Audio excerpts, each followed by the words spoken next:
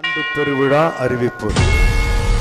கிறிஸ்து இயேசுவுக்குள் அருமையான சகோதரிகளே, சகோதரர்களே, 2024 ஆண்டு வேளாங்கண்ணி திருத்தல பேராலயத்தின் புனித ஆரோக்கிய அன்னை ஆண்டு பெருவிழா சிறப்பு அறிக்கை.